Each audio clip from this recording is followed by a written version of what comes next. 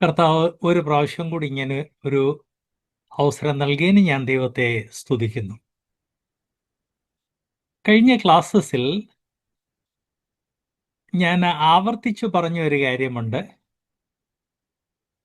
ഈ നിരീശ്വരവാദികൾ നമ്മുടെ മധ്യയുള്ള ചെറുപ്പക്കാരെ സ്വാധീനിക്കുന്നുണ്ട്. ഈ ആഴ്ച പലർ എന്നോട് വിളിച്ചു പറഞ്ഞു, ശരിയാണ് ബ്രദറെ, നിരീശ്വരവാദികൾ ചെറുപ്പക്കാരെ സ്വാധീനിക്കുന്നുണ്ട്. എന്നാൽ ബ്രദർ പറയുന്നത് കേട്ടാൽ ഏതാണ്ട് ചെറുപ്പക്കാരെ മാത്രമേ അവർ സ്വാധീനിക്കുന്നുള്ളൂ എന്ന് തോന്നുന്നു. ചെറുപ്പക്കാരെ മാത്രമേ അല്ല, ധാരാളം മുതിർന്നവരെ അവർ സ്വാധീനിക്കുന്നുണ്ട് എന്ന് പലർ എന്നെ ഈ ആഴ്ച വിളിച്ച് ഓർപ്പിച്ചു. ഒരു minute. Yes, there is some technical problem. പലരെന്നെ വിളിച്ച് ഓർപ്പിച്ചു. ശരിയാണ്, ഈ കോഴിക്കോട്ടൊക്കെ നടന്ന ഈ നിരീശ്വരവാദികളുടെ കോൺഫറൻസ്, അതിൻ്റെ വീഡിയോസ് എടുത്തു നോക്കിക്കഴിഞ്ഞപ്പം അതിലെ ചെറുപ്പക്കാർ മാത്രമല്ല, ധാരാളം പ്രായമുള്ളവരും പാർട്ടിസിപ്പേറ്റ് ചെയ്തതായിട്ട് കാണാൻ സാധിക്കും. സോ നിരീശ്വരവാദികൾ സമൂഹത്തെ ശരിയായിട്ട് സ്വാധീനിക്കുന്നു എന്ന് വ്യക്തമായിട്ട് മനസ്സിലാക്കി നമ്മൾ മുൻപോട്ട് പോകേണ്ടതാണ്. ഓക്കെ,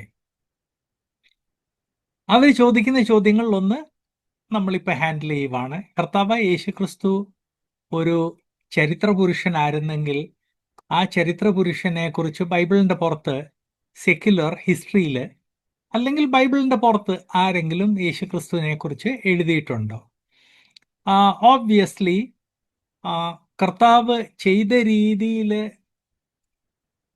വെറും 3.5 വർഷമാണെങ്കിലും വെള്ളത്തിൻ്റെ മേളിൽ നടന്നു, 5 അപ്പം കൊണ്ട് 5000 ആളുകളെ ഫീഡ് ചെയ്തു. കർത്താവിൻ്റെ അടുത്ത് ഏത് ഡെഡ് ബോഡി കൊണ്ടെന്നോ അതിനെയൊക്കെ ഉയർത്തെഴുന്നേൽപ്പിച്ചു. എല്ലാം ഒന്നും ബൈബിളിൽ റെക്കോർഡ് ചെയ്തിട്ടില്ല. യോഹന്നാൻ വളരെ വ്യക്തമായിട്ട് പറയുന്നുണ്ട് എല്ലാം റെക്കോർഡ് ചെയ്തിട്ടില്ലെന്ന്. ഇങ്ങനെയൊക്കെ ചെയ്ത ഒരു വ്യക്തി ചെയ്ത കാര്യങ്ങൾ നാച്ചുറലി അക്കാലത്തെ റെക്കോർഡ്സിൽ ഉണ്ടാകും. യുക്തിവാദികൾ ആവർത്തിച്ചു പറയുന്നത് അങ്ങനെ അന്ന് പിന്നെ എന്തുകൊണ്ടാണ് യേശുക്രിസ്തുവിനെ കുറിച്ച് റെക്കോർഡ്സ് ഒന്നും ഇല്ലാത്തത്? അത് അസത്യമാണ് എന്നുള്ള കാര്യം ഞാൻ ഓർപ്പിച്ചു. 1-ാം നൂറ്റാണ്ടിൽ നിന്ന് കർത്താവായ യേശുക്രിസ്തുവിനെ കുറിച്ച് പറഞ്ഞ ചിലരുടെ മാത്രം പേര് ഞാൻ പറഞ്ഞു. ഇന്ന് 2-ാം നൂറ്റാണ്ടിൽ 1ഉം 2ഉം എന്നുള്ളതിൽ വലിയ കൺഫ്യൂഷൻ ഉണ്ട്. ഞാൻ അക്കാര്യം ഓർപ്പിക്കാൻ ആഗ്രഹിക്കുന്നത്, ഈ 2-ാം നൂറ്റാണ്ടെന്ന് പറഞ്ഞാൽ ആക്ച്വലി AD 100 തൊട്ട് 200 കേട്ട് കഴിഞ്ഞാൽ 2-ാം നൂറ്റാണ്ടെന്ന് പറഞ്ഞു കഴിഞ്ഞാൽ 200 AD തൊട്ട് മുൻപോട്ടാണെന്ന് തോന്നുന്നു. അങ്ങനല്ല, 0 തൊട്ട് 99 വരെ 1-ാം നൂറ്റാണ്ടാണ്, 100 തൊട്ട് 200 ഈ 2-ാം നൂറ്റാണ്ട്. അപ്പം 100 തൊട്ട് 200 AD മധ്യേ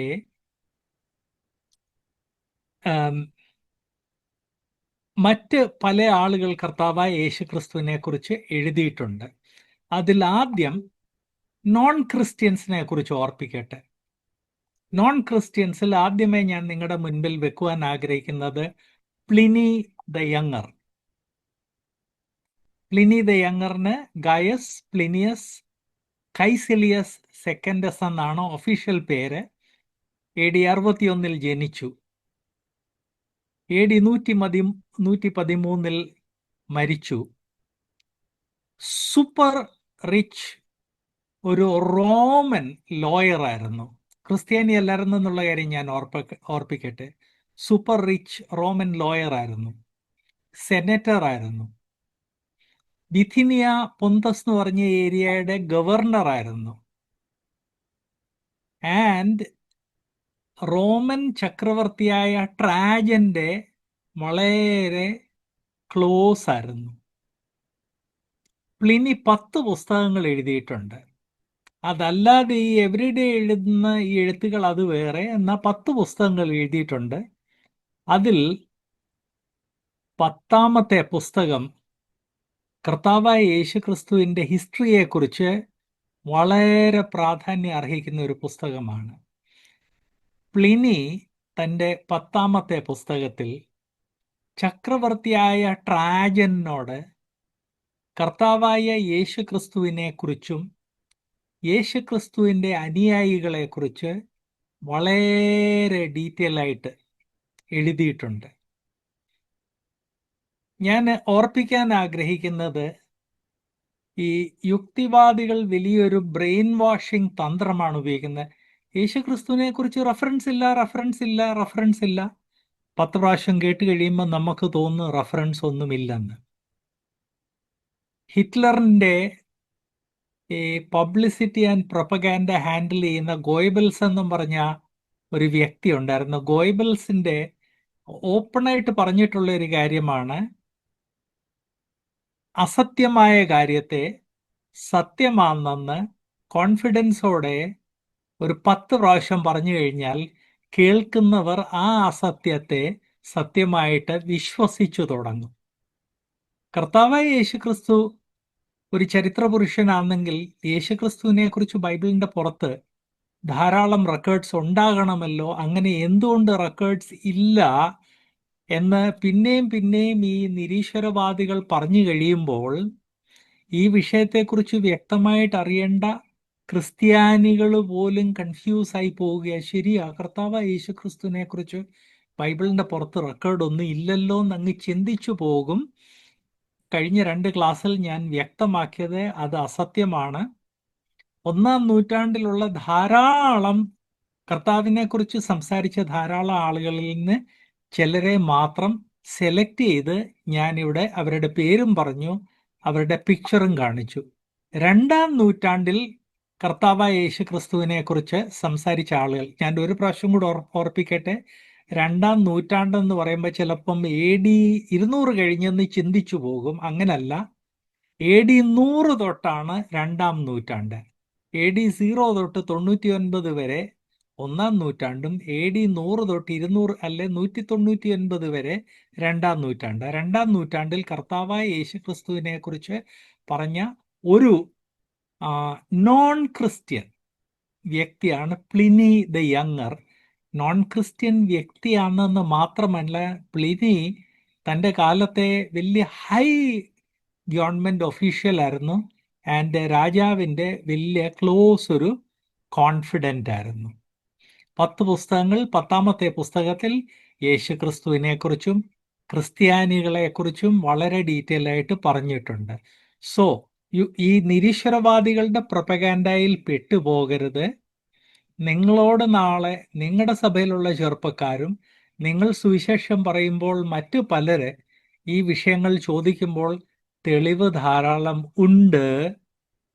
100 കണക്കിന് ആളുകൾ കർത്താവായ യേശു ക്രിസ്തുവിനെ കുറിച്ച് എഴുതിയിട്ടുണ്ട്. സമയം തരുവാണെങ്കിൽ അത് കണ്ടുപിടിച്ച് നിങ്ങൾക്ക് തരാം എന്ന് പറഞ്ഞിട്ട് നിങ്ങൾ ഞാൻ ഓർപ്പിച്ചല്ലോ, ഈ വീഡിയോ 3 ചാനലിൽ പോസ്റ്റ് ചെയ്യുന്നുണ്ട്. ഒന്ന് BTI ചാനലിൽ പോസ്റ്റ് ചെയ്യുന്നുണ്ട്, മറ്റൊന്ന് എൻ്റെ ബൈബിൾ എക്സ്പോസിഷൻ ചാനലിൽ പോസ്റ്റ് ചെയ്യുന്നുണ്ട്, പിന്നെ എനിക്കൊരു അപ്പോളജറ്റിക്സ് ചാനലുണ്ട്, അവിടെയും പോസ്റ്റ് ചെയ്യുന്നുണ്ട്. അപ്പോൾ അത് ഒന്ന് നോക്കിക്കഴിഞ്ഞാൽ ഈ പേരുകൾ, ഈ പടങ്ങളെല്ലാം നിങ്ങൾക്ക് ലഭിക്കാവുന്നതേ ഉള്ളൂ. പ്ലസ് ദൈവം അനുവദിച്ചാൽ ഈ വർഷം തന്നെ ഈ വിഷയത്തെക്കുറിച്ചുള്ള ഞങ്ങളുടെ ബുക്ക് 1 വോള്യൂമോ 2 വോള്യൂമായിട്ട് വരുന്നതായിരിക്കും. സോ ഇഷ്ടം പോലെ മെറ്റീരിയൽ അവൈലബിൾ ആണെന്നൂടെ ഓർപ്പിക്കട്ടെ. മറ്റൊരു കാര്യം ഓർപ്പിക്കുന്നത്, കർത്താവായ യേശു ക്രിസ്തുവിനെ കുറിച്ച് ക്രിസ്ത്യാനികൾ മാത്രമേ എഴുതിയിട്ടുള്ളൂ എന്നുള്ളത് അത് വലിയൊരു അസത്യമാണ്. കർത്താവായ യേശു ക്രിസ്തുവിനെ കുറിച്ച് ക്രിസ്ത്യാനികൾ എത്രയും ഫ്രീക്വൻ്റ്ലി എഴുതി അത്രയും ഫ്രീക്വൻ്റ്ലി നോൺ ക്രിസ്ത്യൻസും കർത്താവിനെ കുറിച്ച് എഴുതിയിട്ടുണ്ട്. അതിൽ ധാരാളം ലിഖിതങ്ങൾ പുരാവസ്തുവിൽ ഗവേഷണം ചെയ്യുന്ന ആളുകൾ കണ്ടുപിടിച്ചിട്ടുണ്ട്. അങ്ങനെ കണ്ടുപിടിച്ചതിൽ AD 100 കഴിഞ്ഞുള്ള ഒരു എഴുത്തുകാരനാണ് പ്ലിനി ദ യങ്ങർ. പ്ലിനി കഴിഞ്ഞ് ഇതുപോലെ തന്നെ വളരെ ഫേമസ് ഒരു വ്യക്തിയാണ് ടാസിറ്റസ്. ടാസിറ്റസിൻ്റെ ഫുൾ പേര് പ്യൂബിലിയസ് കൊർണേലിയസ് ടാസിറ്റസ്. AD 56 ജനിച്ചവനാണ്. ഈ AD 100 തൊട്ട് ഞാൻ പറയുന്ന തെളിവിലും ഏതെല്ലാം വ്യക്തികളെ കുറിച്ചാണ് പറയുന്നത്, ഇവരെല്ലാം കർത്താവായ യേശുക്രിസ്തു ജനിച്ച് ജീവിച്ച് പ്രവർത്തിച്ച ആ നൂറ്റാണ്ടിൽ ജനിച്ചവരാണെന്നുള്ള കാര്യം ഞാൻ ഓർപ്പിക്കട്ടെ. അതുകൊണ്ട് അവരുടെ ചുറ്റിനും നടക്കുന്ന കാര്യങ്ങളെല്ലാം അവർക്ക് വളരെ വ്യക്തമായിരുന്നു എന്നുള്ള കാര്യം കൂടെ ഓർപ്പിക്കട്ടെ. ടാസിറ്റസ് AD 56 ജനിച്ചു, AD 120 മരിച്ചു. താനും ആ പ്ലിനി ദ യങ്ങറിനെ പോലെ തന്നെ ഒരു റോമൻ സെനറ്റർ ആയിരുന്നു. സെനറ്റർ മാത്രമല്ല, കൗൺസിൽ ഈ ധാരാളം ആളുകൾക്ക് അഡ്വൈസ് കൊടുക്കുകയും ലീഗൽ കാര്യങ്ങൾ പറയുന്ന വ്യക്തി. പ്ലസ് ഡൊമീഷ്യൻ, നേർവ, ട്രാജൻ എന്ന് പറഞ്ഞ റോമൻ ചക്രവർത്തിമാരുടെ ആ കൈക്കീഴിൽ ഏഷ്യയുടെ ഗവർണറായിരുന്നു എന്നോടുള്ള കാര്യം ഞാൻ ഓർപ്പിക്കട്ടെ.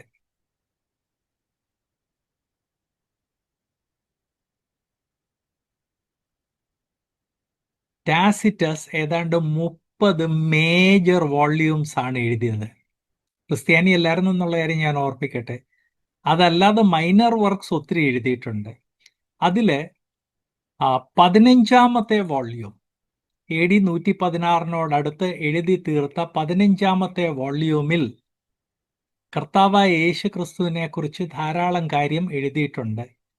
ക്രിസ്റ്റസ് പൊന്തിയസ് പൈലേറ്റിന്റെ കൈക്കീഴിൽ ടൈബേറിയസ് ഭരിച്ച സമയത്ത് വളരെ കഠിനമായ ശിക്ഷ ഏൽക്കേണ്ടി വന്നു എന്ന് വ്യക്തമായിട്ട് എഴുതുന്നുണ്ട്. ജൂഡിയായിൽ നിന്ന് ഈ മതം റോം കംപ്ലീറ്റ് വ്യാപിച്ചു എന്ന് എഴുതുന്നുണ്ട്. AD 64 നീറോ റോം തീ വെച്ച് കഴിഞ്ഞിട്ട്, വട്ടനായിരുന്നെന്ന് ഞാൻ ഓർപ്പിക്കട്ടെ, നീറോ റോമിന് തീ വെച്ച് കഴിഞ്ഞിട്ട് അതിൻ്റെ ബ്ലെയിം ക്രിസ്ത്യാനികൾക്ക് കൊടുത്ത് ധാരാളം ക്രിസ്ത്യാനികളെ സംഹരിക്കുകയാണ് ചെയ്തത്. ടാസിറ്റസ് വ്യക്തമായിട്ട് പറയുന്നത് നീറോ ക്രിസ്ത്യാനികളെ കുറ്റം പറഞ്ഞെന്നും ധാരാളം ആളുകളെ വളരെ ലജ്ജാജനകമായ രീതിയിൽ കൊന്നുകളഞ്ഞെന്ന് ടാസിറ്റസ് രേഖപ്പെടുത്തുന്നുണ്ട്. കർത്താവായ യേശു ക്രിസ്തുവിനെ കുറിച്ച് ക്രിസ്ത്യാനികൾ മാത്രമേ എഴുതിയിട്ടുള്ളൂ. 4 സുവിശേഷം എഴുതിയ ആളുകൾ, സുവിശേഷന്മാർ മാത്രമേ എഴുതിയിട്ടുള്ളൂ. ഇങ്ങനെയുള്ള ഈ നുണ നമ്മുടെ ചുറ്റിനും പ്രചരിക്കുമ്പോൾ നാം അതിന് മറുപടി പറയാൻ വേണ്ടി തയ്യാറായിരിക്കണം എന്ന് ഓർപ്പിക്കട്ടെ. അടുത്ത വ്യക്തി സ്യൂട്ടോനിയസ്. നിങ്ങളെ ഞാനിവിടെ കാണിക്കുന്ന ഈ പടങ്ങളൊന്നും ഈസി ആയിട്ട് അവൈലബിൾ അല്ല. ഏകദേശം 6 മാസം ആയിരക്കണക്കിന് സോഴ്സസ് തപ്പി കണ്ടുപിടിച്ച് ഈ ക്ലാസ്സിന് വേണ്ടി റീകൺസ്ട്രക്ട് ചെയ്തതാണെന്ന് ഞാൻ ഓർപ്പിക്കട്ടെ. ദൈവം അനുവദിച്ചാൽ ഈ പടങ്ങളെല്ലാം ഞങ്ങളുടെ ബുക്കിൽ ഉണ്ടാകും. സ്യൂട്ടോനിയസ് AD 69 ജനിച്ചു, AD 122 മരിച്ചു. കർത്താവായ യേശുക്രിസ്തു ജനിച്ച് ജീവിച്ചു പ്രവർത്തിച്ച ആ നൂറ്റാണ്ടിൽ ജനിച്ച വ്യക്തിയാണ്. നമ്മൾ ഇന്ന് ഇവിടെ ക്ലാസ് അറ്റൻഡ് ചെയ്യുന്നതിൽ AD 25 ഓൾമോസ്റ്റ് എല്ലാവരും മഹാത്മാഗാന്ധി ജീവിച്ച് ഇന്ത്യയിൽ പ്രവർത്തിച്ച നൂറ്റാണ്ടിൽ ജനിച്ചവരാണ്. അതുകൊണ്ട് മഹാത്മാഗാന്ധി ഒരു ചരിത്ര പുരുഷനാണെന്ന് നമുക്ക് എല്ലാവർക്കും അറിയാം. ഒരു മഹാനായ വ്യക്തി ജീവിച്ച് പ്രവർത്തിച്ച ആ നൂറ്റാണ്ടിൽ ജനിച്ച ആളുകൾക്ക് ഈ കാര്യങ്ങൾ വളരെ ഡീറ്റെയിൽ ആയിട്ട് അറിയാമെന്ന് ഓർപ്പിക്കട്ടെ. അപ്പം സ്യൂട്ടോനിയസ് അല്ലെ ഗായസ് സ്യൂട്ടോനിയസ് ട്രാങ്ക്വലസ് 1-ാം നൂറ്റാണ്ടിൽ ജനിച്ചു, AD 122 മരിച്ചു. താന് ഒരു ലോയറായിരുന്നു. അതിൻ്റെ കൂടെ റോമൻ സാമ്രാജ്യത്തിലെ വലിയൊരു പണ്ഡിതനുമായിരുന്നു. റോമൻ ചക്രവർത്തിയായ ഹാദ്രിയാന്റെ സെക്രട്ടറി ആയിരുന്നു. ഹാദ്രിയാന്റെ സെക്രട്ടറി ആയിരുന്നതുകൊണ്ട് റോമൻ സാമ്രാജ്യത്തിലെ ആർക്കൈവ്സ് അല്ലെങ്കിൽ ലൈബ്രറി തനിക്ക് കംപ്ലീറ്റ്ലി ഓപ്പൺ ആയിരുന്നു. എസ്തേറിന്റെ പുസ്തകം വായിച്ചിട്ടുള്ള നമുക്ക് എല്ലാവർക്കും അറിയാമല്ലോ, ഒരു രാത്രി രാജാവിന് ഉറക്കം വരാതെ വന്നപ്പോൾ രാജകീയ ലൈബ്രറിയിൽ നിന്ന് ബുക്സ്, ചർമ്മലിഖിതങ്ങളായിരുന്നു, ചർമ്മലിഖിതങ്ങൾ എടുത്തുകൊണ്ടുവന്ന് രാജാവിനെ വായിച്ചു കേൾപ്പിച്ചു. വളരെ പ്രാചീന കാലം തൊട്ടേ ഭരണകർത്താക്കളുടെ ഒരു സ്വഭാവമായിരുന്നു അവരുടെ രാഷ്ട്രത്തിൽ നടക്കുന്ന എല്ലാ കാര്യങ്ങളും എഴുതിയിടുക, എഴുതിച്ചിടുക. അതിനുവേണ്ടി നൂറുകണക്കിന് അല്ലെങ്കിൽ ആയിരക്കണക്കിന് സ്ക്രൈബ്സ്, ശാസ്ത്രിമാരെ അവർ എംപ്ലോയ് ചെയ്യുമായിരുന്നു. സ്യൂട്ടോനി അങ്ങനെ അപ്പൊ നിങ്ങൾ ചോദിച്ചെന്നിരിക്കും, ഇത്രയും എഴുതുന്ന ആളുകൾ ഉണ്ടായിരുന്ന ഈ വലിയ വലിയ ലൈബ്രറീസ് ഉണ്ടായി കാണുമല്ലോ. ഉണ്ടായിട്ടുണ്ട്. അതിൽ പല ലൈബ്രറീസ് കണ്ടുപിടിച്ചിട്ടുണ്ട്. 10,000, 20,000, 30,000 വോള്യൂംസ് ഉള്ള ലൈബ്രറീസ് കണ്ടുപിടിച്ചിട്ടുണ്ട് എന്നുള്ള കാര്യം കൂടെ ഓർപ്പിക്കട്ടെ. അതിനെക്കുറിച്ച് മറ്റു ചില കാര്യങ്ങൾ എനിക്ക് പറയാനുണ്ട്, അത് പുറകെ പറയുന്നതായിരിക്കും. അപ്പം സ്യൂട്ടോനിയസ് സ്കോളറായിരുന്നു, ലോയറായിരുന്നു, ഹാദ്രിയാൻ ചക്രവർത്തിയുടെ സെക്രട്ടറിയോട് ആയിരുന്നത് കൊണ്ട് റോയൽ ആർക്കൈവലിലെ ലൈബ്രറി പൂർണ്ണമായിട്ട് തനിക്ക് അവൈലബിൾ ആയിരുന്നു. And Roman history completely available ആയിരുന്നു. താൻ ഏകദേശം 25 ബുക്സ് ആണ് എഴുതിയത്. ആ 25 ബുക്സിൽ 25ാമത്തെ പുസ്തകത്തിൽ കർത്താവായ യേശു ക്രിസ്തുവിനെ കുറിച്ച് താൻ ഡീറ്റെയിൽ ആയിട്ട് എഴുതുന്നുണ്ട്. കർത്താവായ യേശു ക്രിസ്തുവിനെ ഏറ്റവും രസമുള്ള കാര്യം, ഈ നോൺ ക്രിസ്ത്യൻസ് കർത്താവായ യേശു ക്രിസ്തുവിനെ കുറിച്ച് എഴുതിയപ്പം ഒരു നല്ല ശതമാനം ആളുകൾ ജീസസ് എന്നല്ല, ക്രൈസ്റ്റ് എന്നാണ്, അല്ലേ ജീസസ് ക്രൈസ്റ്റ് എന്നാണ് യേശു ക്രിസ്തുവിനെ കുറിച്ച് എഴുതിയത്. സ്യൂട്ടോണിയസ് കർത്താവായ യേശു ക്രിസ്തുവിനെ ക്രൈസ്റ്റ് എന്നും പറഞ്ഞാണ് അഭിസംബോധന ചെയ്യുന്നത്. ആൻഡ് ആ കർത്താവായ യേശു ക്രിസ്തുവിന്റെ ജീവിതകാലത്ത് സംഭവിച്ച കാര്യങ്ങളും ക്രിസ്തീയ വിശ്വാസത്തിന്റെ ആരംഭത്തിൽ ക്രിസ്ത്യാനികളും യഹൂദന്മാരും തമ്മിലുണ്ടായ സംഘർഷം, ഇതെല്ലാം താൻ 25ാമത്തെ വോള്യൂമിൽ എഴുതുന്നുണ്ട്. പിന്നെയും ഞാൻ ഓർപ്പിക്കട്ടെ, കർത്താവായ യേശു ക്രിസ്തുവിനെ കുറിച്ച് 4 സുവിശേഷകന്മാർ, അവർ ക്രിസ്ത്യാനികളല്ലായിരുന്നു, അവർ മാത്രം എഴുതിയിട്ടുള്ളെന്ന് നിരീശ്വരവാദികൾ പറയുമ്പോൾ വളരെ ബ്ലണ്ടായിട്ട് നിങ്ങൾ പറയേണ്ട ഒരു കാര്യം, കർത്താവായ യേശു ക്രിസ്തുവിനെ കുറിച്ച് ബൈബിൾ പറയുന്നതിനേക്കാൾ അധികം നോൺ ക്രിസ്ത്യൻസും ക്രിസ്തീയ വിശ്വാസത്തിന്റെ ശത്രുക്കളും പറയുന്നു. ഇത് ആവർത്തിച്ച് പറയേണ്ടത് വളരെ ആവശ്യമാണ്. കാരണം നിരീശ്വരവാദികൾ ഒരു തെറ്റായ സിദ്ധാന്തം അസംഖ്യം തലമുറകളെ തെറ്റായ വഴിയിലാക്കുന്നുണ്ട്, ഒരു തെറ്റായ സിദ്ധാന്തം റിപ്പീറ്റ് ചെയ്ത് പറയുന്നത് കൊണ്ട്. അതുകൊണ്ട് സത്യം അറിയുന്നവർ സമയത്തും അസമയത്തും സത്യത്തെ കൊട്ടി ഘോഷിക്കേണ്ടത് ആവശ്യമാണ്. ഈ ക്ലാസ്സസ് വീഡിയോ ആയിട്ടും ദൈവം അനുവദിച്ച ബുക്കായിട്ടും ഞങ്ങൾ ആക്കാൻ ആഗ്രഹിക്കുന്നതിൻ്റെ ഒരു കാരണം, കേരളത്തിൽ യുക്തിവാദികളും നിരീശ്വരവാദികളെ ഏറ്റവും കൂടുതൽ അറ്റാക്ക് ചെയ്യുന്ന ഒരു വിഷയമാണ് യേശുക്രിസ്തുവിൻ്റെ ഹിസ്റ്റോറിസിറ്റി. അപ്പോൾ അതുകൊണ്ട് കേരളീയരായ നമ്മൾ അതിന് മറുപടി പറയുവാനും നമ്മുടെ ചെറുപ്പക്കാരുടെ ഇടയ്ക്ക് തെറ്റിപ്പോയിട്ടുള്ള, കൺഫ്യൂസ്ഡ് ആയിട്ടുള്ള ചെറുപ്പക്കാർക്ക് അവരെ ഗൈഡ് ചെയ്യാൻ വേണ്ടി നാം തയ്യാറായിരിക്കണം. അതിനുവേണ്ടിയാണ് ഈ ക്ലാസ്സസ് പ്രസന്റ് ചെയ്യുന്നത്. അടുത്ത വ്യക്തി എപ്പിറ്റെക്ടസ്.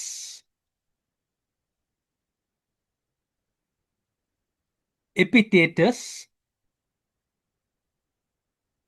താന് AD 50 ജനിച്ചു. അത് ബ്രദേഴ്സ് ആൻഡ് സിസ്റ്റേഴ്സ്, നിങ്ങൾ ശ്രദ്ധിച്ചോണം, കഴിഞ്ഞ ക്ലാസ്സിൽ ഞാൻ പറഞ്ഞു അവരെല്ലാം 1-ാം നൂറ്റാണ്ടിൽ ജനിച്ചവരായിരുന്നു. മിക്കവരും 1-ാം നൂറ്റാണ്ടിൽ തന്നെ മരിച്ചു. ഇന്ന് ഞാൻ പറഞ്ഞതിൽ ഇതിപ്പം അടുത്ത വ്യക്തിയും 1-ാം നൂറ്റാണ്ടിൽ ജനിച്ചു, AD 50. അടിമയായിട്ടാണ് ജനിച്ചത്, എപ്പിറ്റേറ്റസ്. എന്നാൽ 18-ാം വയസ്സിൽ താൻ സ്വതന്ത്രനായി കഴിഞ്ഞ് താൻ അന്നത്തെ കാലത്തെ ഹയർ എഡ്യൂക്കേഷന് പോയി കഴിഞ്ഞ് താൻ വലിയൊരു ഫിലോസഫിയുടെ പണ്ഡിതനും ഫിലോസഫി പഠിപ്പിക്കുന്ന ആളായി മാറി. ഫിലോസഫി പഠിക്കുന്ന ആളായി മാറിയപ്പോൾ ഈ എല്ലാ തലമുറകളിലും ഉള്ളതാണ് ഈ പണ്ഡിതന്മാരെ അവരെ സപ്രസ് ചെയ്യുക. ഇപ്പോഴാ കുറെയൊക്കെ ഫ്രീഡം ഉള്ളത്. എപ്പിറ്റേറ്റസിനെ അവർ സപ്രസ് ചെയ്തു. എന്നാൽ താൻ വലിയൊരു സ്കോളർ ആയിരുന്നതുകൊണ്ട് ഗ്രീസില് നിക്കോപോലിസ് എന്ന് പറഞ്ഞ സ്ഥലത്ത് ചെന്ന് വലിയൊരു ഫിലോസഫി സ്കൂൾ തുടങ്ങി. ഈ പഴയ കാലത്ത് ഫിലോസഫിക്കൽ സ്കൂൾസ്, ഇന്ന് ബൈബിൾ കോളേജസ് എന്ന് പറയുന്നത് പോലെ ഫിലോസഫിക്കൽ സ്കൂൾസ് കോമൺ ആയിരുന്നു. സ്റ്റുഡൻസ് പോയി ചിലരൊക്കെ ലൈഫ് ലോങ് അവിടെ ഈ ഗുരൂസിന്റെ അണ്ടറിൽ പഠിക്കുമായിരുന്നു. സോക്രട്ടീസ്, പ്ലാറ്റോ, ഇവരെ കുറിച്ചൊക്കെ നമ്മൾ കേട്ടിട്ടുണ്ട്. അതല്ലാതെ തന്നെ 100 കണക്കിന് ഗ്രീക്ക് ഫിലോസഫേഴ്സ് ഉണ്ടായിരുന്നു. എപ്പിറ്റേറ്റസും ഇതുപോലെ തന്നെ വലിയൊരു ഫേമസ് ഒരു ഫിലോസഫിക്കൽ സ്കൂൾ തുടങ്ങി. താൻ ഒരു സ്റ്റോയിക് ഫിലോസഫർ ആയിരുന്നു. എപ്പിക്യൂരിയൻസ്, സ്റ്റോയിക്സ് ഇവരൊക്കെ ഗ്രീക്ക് ചിന്താഗതിയിൽ തന്നെ ഉള്ള പല രീതിയിലുള്ള ചിന്താഗതിക്കാരായിരുന്നു. എപ്പിറ്റേറ്റസ് ധാരാളം പഠിപ്പിച്ചു, എഴുതാൻ ശ്രമിച്ചില്ല. ഓരോ ടീച്ചേഴ്സിന്റെ സ്വഭാവമാണ്. എന്നാൽ തനിക്ക് ആര്യൻ എന്നും പറഞ്ഞ ഒരു സ്റ്റുഡന്റ് ഉണ്ടായിരുന്നു. തൻ്റെ ടീച്ചർ പഠിപ്പിച്ച കാര്യങ്ങളെല്ലാം വളരെ സിസ്റ്റമാറ്റിക് ആയിട്ട് എഴുതിയൊരു വ്യക്തിയാണ് ആര്യൻ. പരസ്പരം ചർച്ച, ഡിസ്കോഴ്സ് എന്ന് പറഞ്ഞ് തന്നെ ആര്യൻ 8 വോള്യൂം എഴുതിയിട്ടുണ്ട്. അതല്ലാതെ എപ്പിറ്റേറ്റസിന്റെ ടീച്ചിങ്സിന്റെ സമ്മറി എന്നും പറഞ്ഞ് 9-ാം വോള്യൂം എഴുതിയിട്ടുണ്ട്. ഞാൻ ഓർപ്പിക്കാൻ ആഗ്രഹിക്കുന്ന ഇവരൊക്കെ ഇതിൽ കൂടുതൽ വോള്യൂംസ് എഴുതിയിട്ടുണ്ട്. എന്നാൽ അതെല്ലാം ഡിസ്ട്രോയ് ആയിട്ടുണ്ട്. അതെങ്ങനെ എന്ന് നമ്മൾ ചില മിനിറ്റ്സ് നോക്കുന്നതായിരിക്കും ഇത് കഴിഞ്ഞ്. ആര്യൻ എപ്പിറ്റേറ്റസ് ക്രിസ്ത്യാനികളെ കുറിച്ച് പറഞ്ഞ കാര്യം ഡീറ്റെയിൽ ആയിട്ട് തൻ്റെ 2-ാമത്തെ വോള്യൂമിലും 4-ാമത്തെ വോള്യൂമിലും പറയുന്നുണ്ട്. ക്രിസ്ത്യാനിയല്ലായിരുന്നു എന്ന് ഞാൻ ഓർപ്പിക്കട്ടെ. ക്രിസ്ത്യാനികളുടെ ശത്രുക്കളായവരാണ് കർത്താവായ യേശു ക്രിസ്തുവിനെ കുറിച്ച് ഡീറ്റെയിൽ ആയിട്ട് എഴുതിയത് എന്നുള്ള കാര്യം ഞാൻ ഓർപ്പിക്കുന്നു. ഇവിടെ ഒരു എക്സ്ട്രാ വിഷയം ആഡ് ചെയ്യേണ്ടത് ആവശ്യമാണ്. ഞാൻ ക്ലാസ് എടുത്ത സമയത്ത് പറഞ്ഞല്ലോ, ഇതിലധികം ബുക്സ് ഇവരൊക്കെ എഴുതിയിട്ടുണ്ട്, അതിലെല്ലാം ഒന്നും അവൈലബിൾ അല്ലെന്ന്. അതിനൊരു കാരണമുണ്ട്. കാരണം എന്തെന്ന് പറഞ്ഞാൽ, മനുഷ്യന്റെ ഹിസ്റ്ററി സ്റ്റാർട്ട് ചെയ്ത കാലം തൊട്ട് മനുഷ്യൻ എഴുതുന്ന സ്വഭാവമുണ്ടായിരുന്നു. ആൻഡ് ഈ എഴുതുന്ന സ്വഭാവത്തിന്റെ കാരണം കൊണ്ട് ഈ എഴുതിയതൊക്കെ കളക്ട് ചെയ്ത് വലിയ ലൈബ്രറീസ് അവരുണ്ടാക്കി. നിങ്ങൾ ഒരു നല്ല ശതമാനം ആളുകൾ ചിലപ്പോൾ എബ്ല ടാബ്ലറ്റ്സ് എന്ന് കേട്ട് കാണും. എബ്ല എന്ന് പറഞ്ഞ സ്ഥലത്ത് മോശയ്ക്ക് 2000 വർഷങ്ങൾക്ക് മുമ്പ് ഉള്ള ഒരു ലൈബ്രറി ഏബില. അതിൽ 20,000 മൺഫലകങ്ങളാണ്, മണ്ണും കല്ലും കൊണ്ടുള്ള ഫലകങ്ങളാണ് കിട്ടിയിരിക്കുന്നത്. അപ്പം മനുഷ്യൻ ഇത്രയും എഴുതുന്ന സ്വഭാവമുണ്ടെങ്കിൽ ഞാൻ ഈ പറഞ്ഞ ഫിലോസഫേഴ്സിന്റെ ഒക്കെ 8ഉം 10ഉം 15ഉം ബുക്സും മാത്രം എന്തുകൊണ്ട് സർവൈവ് ചെയ്തു, അവർ എഴുതിയത് കംപ്ലീറ്റ്ലി എന്തുകൊണ്ട് സർവൈവ് ചെയ്തില്ല, അതൊന്ന് വ്യക്തമായിട്ട് മനസ്സിലാക്കേണ്ടതാണ്. ഈ ഞാൻ ഷെയർ ചെയ്ത പടത്തിൽ നാം കാണുന്നത് പെപ്പിറസ് എന്നും പറഞ്ഞ ചെടിയാണ്. കേരളത്തിൽ ഇന്ന് നമ്മൾ ആരും വീട്ടിൽ പായ് ഉപയോഗിക്കുന്നില്ല, മെത്തപ്പാ ഉപയോഗിക്കുന്നില്ല. എന്നാൽ ഇവിടെയുള്ള എല്ലാവരും പായും മെത്തപ്പായും ഉപയോഗിച്ചിട്ടുണ്ട്, കൈതയും കൊണ്ടുള്ള പായും മെത്തപ്പായും ഉപയോഗിച്ചിട്ടുണ്ട് എന്ന് വിശ്വസിക്കുന്നു. ഈജിപ്തും അതിൻ്റെ ആ ഏരിയയിലുള്ള ഒരു സൈസ് കൈതയാണിത്. പെപ്പിറസ് എന്നാണ് ഇതിന് പറയുന്നത്. മോശയുടെയൊക്കെ കാലത്ത് അവർ തോലിലായിരുന്നു എഴുതുന്നത്. എന്നാൽ തോൽ വളരെ എക്സ്പെൻസീവ് ആയിരുന്നു, നല്ല ക്വാളിറ്റി തോൽ വളരെ എക്സ്പെൻസീവ് ആയിരുന്നു. ചർമ്മലിഖിതങ്ങൾ പ്രൊഡ്യൂസ് ചെയ്യാൻ ഒത്തിരി സമയം വേണമായിരുന്നു. എന്നാൽ ഈ പെപ്പിറസും കൊണ്ട് അവർ ഒരു സൈസ് പേപ്പർ ഉണ്ടാക്കി തുടങ്ങി. അതിൽ ഒരെണ്ണത്തിൻ്റെ എക്സാമ്പിളാണ് ഈ പടം ഞാൻ കാണിച്ചിരിക്കുന്നത്. ആ കേരളത്തിലുള്ള കൈതേക്കാൾ കുറച്ചുകൂടെ തിക്ക് ഇലകളായിരുന്നു. ആ ഇല കീറിക്കഴിഞ്ഞാൽ, രണ്ടായിട്ട് കീറിക്കഴിഞ്ഞാൽ നടുക്ക് നല്ല പശയായിരുന്നു. അപ്പം പെപ്പിറസിന്റെ ഇലകൾ കീറി നേരെയും കുറുകയും വെച്ച് പാ നെയ്യുന്നത് പോലെ തന്നെ ഇതിൽ നെയ്യുന്നില്ലെന്നേ ഉള്ളൂ, വെച്ച് അതങ്ങ് ഒട്ടിപ്പിടിക്കും. ഒട്ടുന്ന ഈ ഷീറ്റുകൾ വെയിലത്ത് വെച്ച് ഉണക്കി വളരെ സ്മൂത്തായിട്ടുള്ള ഒരു കല്ലെടുത്ത് പ്രത്യേക രീതിയിലുള്ള ഒരു മണ്ണ് ഉപയോഗിച്ച് ഇതങ്ങ് ശരിയായിട്ടങ്ങ് പോളിഷ് ചെയ്യുമായിരുന്നു. അങ്ങനെ പോളിഷ് ചെയ്യുന്നത് അന്നത്തെ കാലത്തെ പേപ്പറായിരുന്നു. കർത്താവായ യേശു ക്രിസ്തുവിന്റെ സമയത്തും അതിന് 500 വർഷം മുമ്പ് തൊട്ടേ പെപ്പിറസ് വളരെ സുലഭവുമായിരുന്നു. തോലിനോട് കമ്പയർ ചെയ്ത് കഴിഞ്ഞാൽ വളരെ വിലക്കുറവുമായിരുന്നു. ഈ പെപ്പിറസിന് ഒരു കുഴപ്പമുണ്ടായിരുന്നു, പെട്ടെന്ന് നശിച്ചു പോകുമായിരുന്നു. പായ്ക്ക് നമ്മുടെ എത്ര വിശ്വാസികളുടെ വീട്ടിൽ ഇന്ന് പണ്ടത്തെ കാലത്തെ പായും മെത്തപ്പായും ഒക്കെ ബാക്കിയുണ്ട്? ആരുടെയും വീട്ടിലില്ല. അതിനൊക്കെ ഒരു ലിമിറ്റഡ് ലൈഫാണ്. ഈ പെപ്പിറസിലായിരുന്നു ഒരു നല്ല ശതമാനം റൈറ്റിങ്സ്. ഈ കർത്താവായ യേശു ക്രിസ്തുവിന് 200 വർഷം മുമ്പ് തൊട്ട്, അല്ലെ 300 വർഷം മുമ്പ് തൊട്ട് 1-ാം നൂറ്റാണ്ട്, 2-ാം നൂറ്റാണ്ട്, 3-ാം നൂറ്റാണ്ടിലൊക്കെ എഴുതാൻ വേണ്ടി അവർ ഉപയോഗിച്ച പ്രധാനപ്പെട്ട മാധ്യമം പെപ്പിറസ് ആയിരുന്നു. പെപ്പിറസിന്റെ പ്രോബ്ലം, ഇത് വളരെ ഫ്രെജൈലാണ്, അതുകൊണ്ട് ഇത് സർവൈവ് ചെയ്യത്തില്ല. സോ ഈ സ്കോളേഴ്സ് ഒക്കെ, ഞാനിപ്പം 10 വോള്യൂം 20 വോള്യൂം എന്നൊക്കെ പറയുമ്പം ഇതിൽ പലര് 30, 40, 50 വോള്യൂംസ് എഴുതിയിട്ടുണ്ട്. എന്നാൽ പെപ്പിറസിന്റെ കാരണം കൊണ്ട് അത് സർവൈവ് ചെയ്തിട്ടില്ല എന്നുള്ള കാര്യം ഞാൻ ഓർപ്പിക്കട്ടെ. രണ്ടാമത്തെ കാര്യം, തോലിൽ എഴുതുമാരെന്ന് ഞാൻ പറഞ്ഞല്ലോ. കർത്താവായ യേശു ക്രിസ്തുവിന്റെ സമയം വന്നപ്പോഴത്തേക്ക്, അല്ലെങ്കിൽ ഈവൻ ഡെഡ് സീ, ചാവുകടൽ ചുരുൾ വന്നപ്പോഴത്തേക്ക്, ഒരു സൈസ് വളരെ സോഫ്റ്റ് ആയിട്ടുള്ള തോൽ ഇവർ കണ്ടുപിടിച്ചു.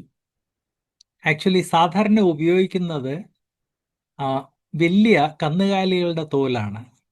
എന്നാൽ ഈ 1-ാം നൂറ്റാണ്ട് ഒക്കെ അടുത്ത് വന്നപ്പോഴത്തേക്ക് ഷീപ്പ്, ആട്, അതുപോലെ തന്നെ കിടാവ്, ഇതിൻ്റെയൊക്കെ വളരെ സോഫ്റ്റ് ആയിട്ടുള്ള സ്കിൻ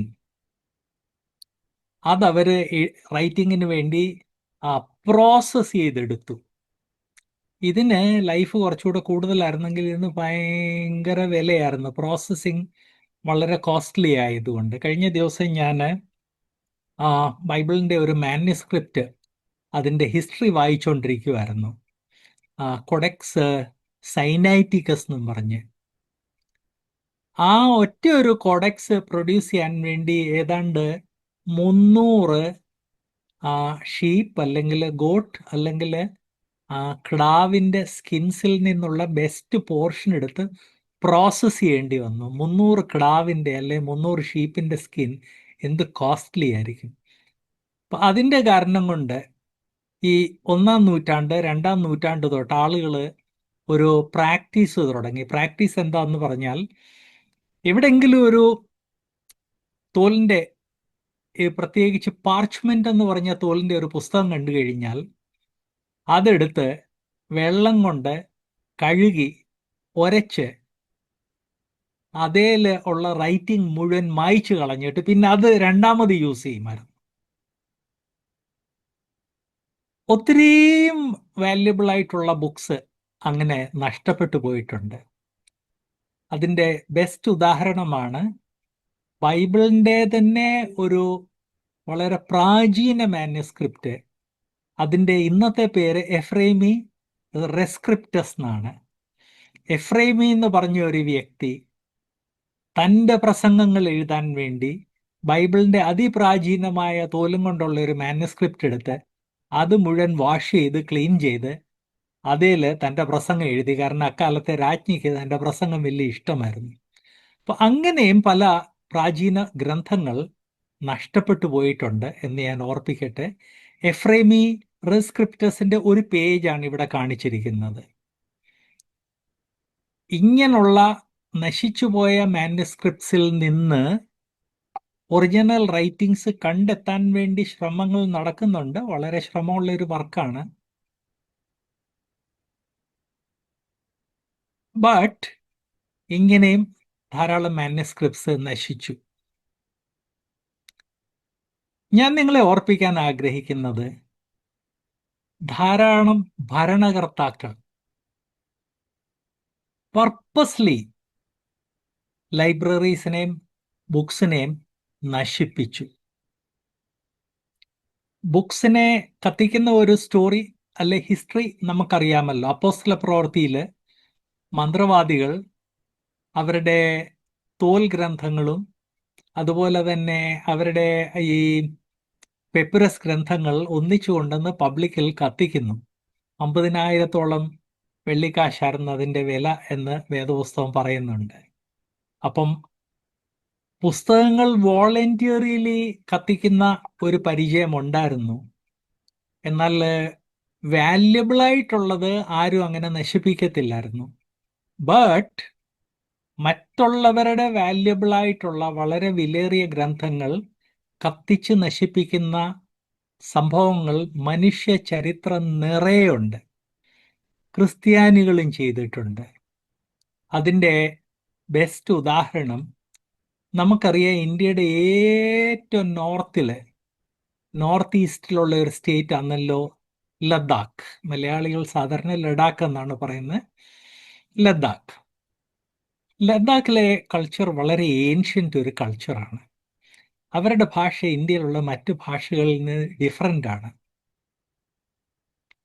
വെൽഷ് മിഷണറീസ് 1700-കളിലും 1800-കളിലും ലഡാക്കിൽ സുവിശേഷ വേലയ്ക്ക് വേണ്ടി പോയപ്പോൾ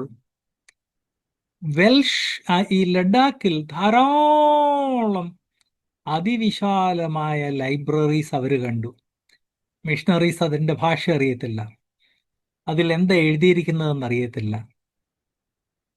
ഈ വെൽഷ് മിഷണറീസ് ലഡാക്കിൽ അവർ കണ്ട ലൈബ്രറീസ് മുഴുവൻ അവരുടെ സ്വാധീനം ഉപയോഗിച്ച് കത്തിച്ചു കളഞ്ഞു. ബുക്ക് ബേണിംഗ് പ്രാചീന കാലം തൊട്ട് ഉള്ള ഒരു പരിചയമാണ്. പവറിൽ വരുന്ന ആളുകൾ അവരോർക്കിഷ്ടമില്ലാത്ത കാര്യങ്ങളൊക്കെ കത്തിച്ചു കളയുക. അത് ബൈബിളിനെയും കർത്താവായ യേശുക്രിസ്തുവിനെ കുറിച്ച് എഴുതിയ ധാരാളം ആളുകളുടെ റൈറ്റിങ്സിനെ ബാധിച്ചിട്ടുണ്ട്. ബാധിച്ചിട്ടില്ലായിരുന്നെങ്കിൽ 1-ാം നൂറ്റാണ്ടിൽ നിന്ന് ആയിരക്കണക്കിന് റൈറ്റിങ്സ് പ്രൊഡ്യൂസ് ചെയ്യാൻ സാധിക്കുമായിരുന്നു. ഇപ്പം ഡസൻ കണക്കിനെ പ്രൊഡ്യൂസ് ചെയ്യാൻ സാധിക്കത്തുള്ളൂ. 2-ാം നൂറ്റാണ്ടിൽ ആയിരക്കണക്കിന് പ്രൊഡ്യൂസ് ചെയ്യാമായിരുന്നു. ഇപ്പം 100 കണക്കിനെ സാധിക്കത്തുള്ളൂ. എന്നാൽ ഡസൻ കണക്കിന് 100 കണക്കിന് ബാക്കിയുണ്ട് എന്നുള്ള കാര്യം ഞാൻ ഓർപ്പിക്കട്ടെ. ബുക്സ് നശിപ്പിക്കാൻ വേണ്ടി മുൻകൈയെടുത്ത് ആജ്ഞ പുറപ്പെടുവിച്ച ഒരു വ്യക്തിയാണ് ഡയോക്ലേഷ്യൻ, ഈ പടത്തിൽ കാണിക്കുന്നത്.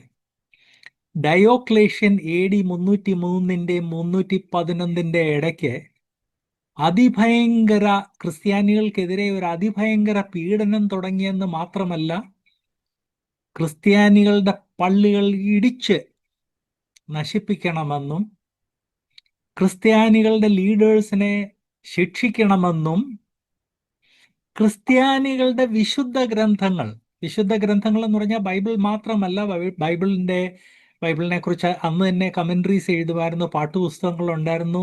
ഇതൊക്കെ ബൈ ഫോഴ്സ് പിടിച്ചെടുത്തിട്ട് പബ്ലിക്കലി കത്തിക്കണം എന്ന് ഡിക്ലെയർ ചെയ്ത ഒരു ചക്രവർത്തിയാണ് ഡയോക്ലേഷ്യൻ.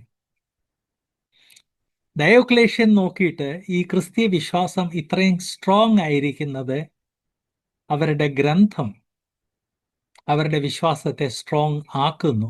അതുകൊണ്ട് ഡയോക്ലേഷ്യന്റെ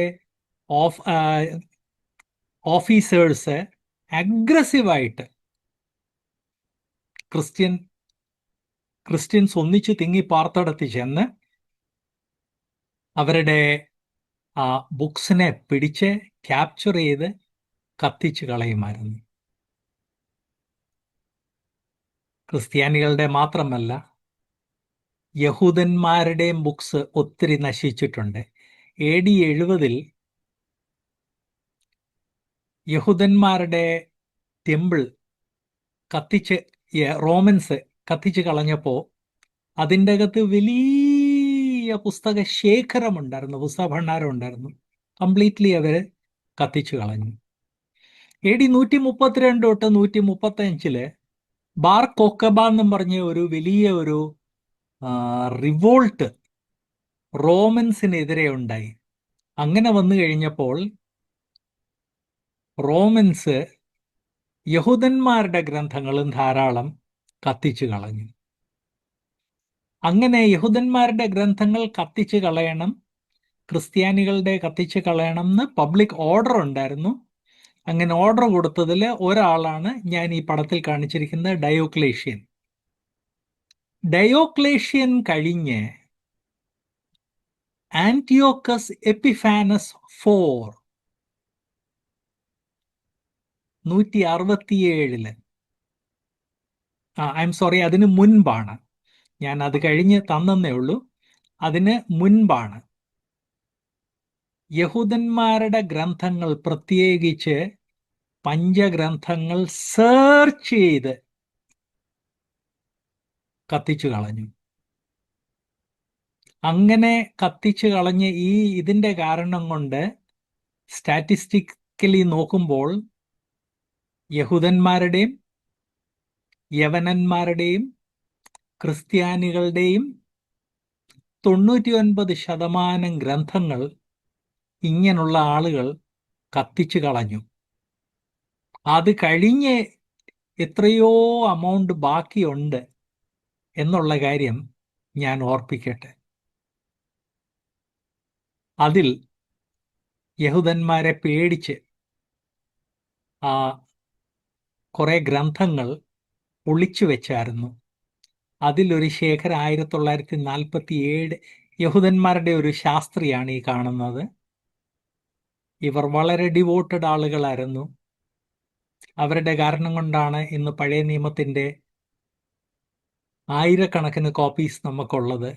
പഴയ നിയമവും പുതിയ നിയമം കൂടെ ചേർത്ത് 25,000 കോപ്പീസിൽ കൂടുതൽ ഇന്ന് അവൈലബിൾ ആയിട്ടുള്ളത് ഈ ശാസ്ത്രിമാരുടെ ഡിവോഷന്റെ കാരണം കൊണ്ടാണ്. അങ്ങനെ ശാസ്ത്രിമാർ വളരെയധികം ഉണ്ടായിരുന്ന ഒരു ഗ്രൂപ്പാണ് ഡെഡ് സീ സ്ക്രോൾസ് എഴുതിയത്.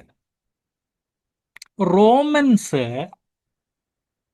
ഈ യഹൂദന്മാരെ അറ്റാക്ക് ചെയ്തപ്പോൾ അവർ ചെയ്ത മറ്റൊരു കാര്യം,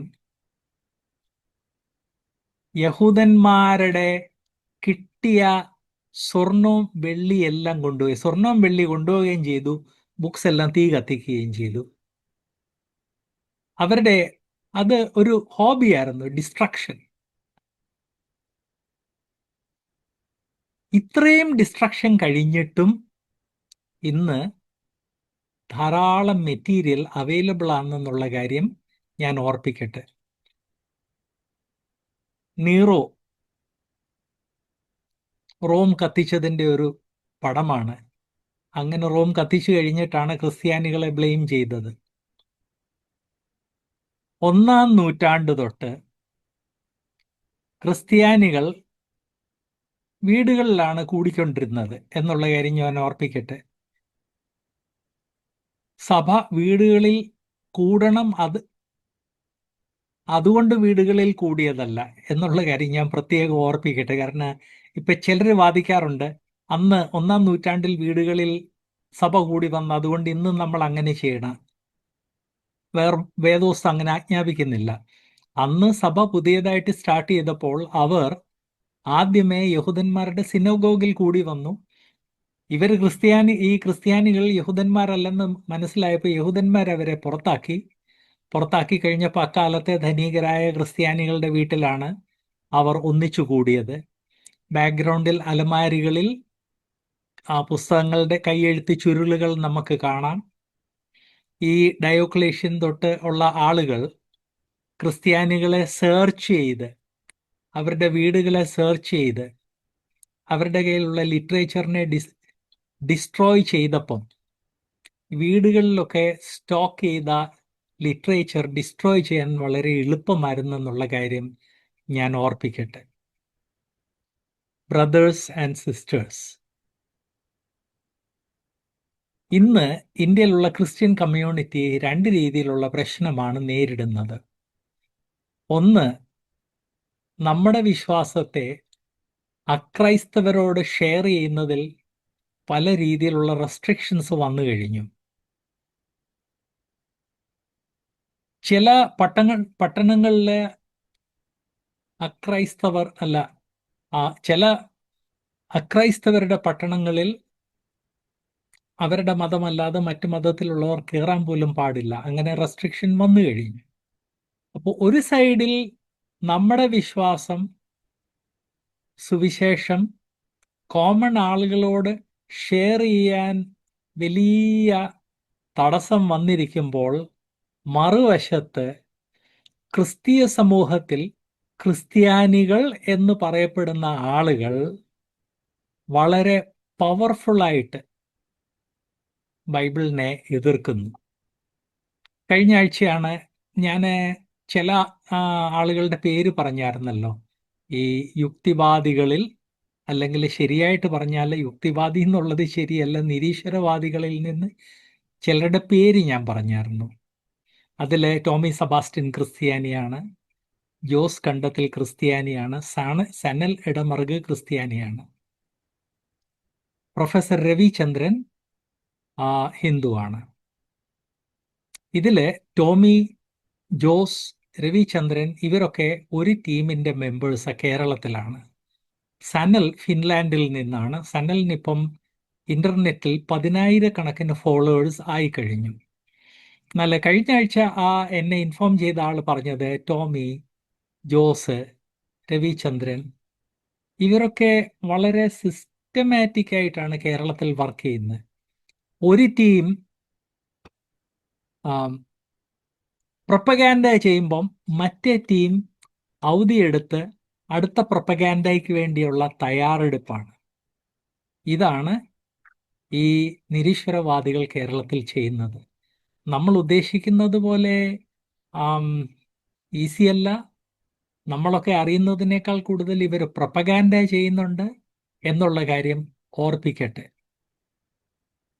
നമുക്കെല്ലാവർക്കും നേരിടേണ്ടി വരും. അങ്ങനെ നേരിടേണ്ടി വരുമ്പോൾ നമ്മൾ തയ്യാറായിരിക്കണം. ഈ സീരീസ് വീഡിയോ 3 ചാനലിൽ പോസ്റ്റ് ചെയ്യുന്നുണ്ട്. ദൈവജനം പ്രാർത്ഥിക്കണം. ഈ സീരീസ് പുസ്തകമായിട്ട് ഇംഗ്ലീഷിലായിരിക്കും പുസ്തകമായിട്ട് റിലീസ് ചെയ്യാനും ഞങ്ങൾ ശ്രമിക്കുന്നുണ്ട്. ദൈവം അനുഗ്രഹിക്കട്ടെ.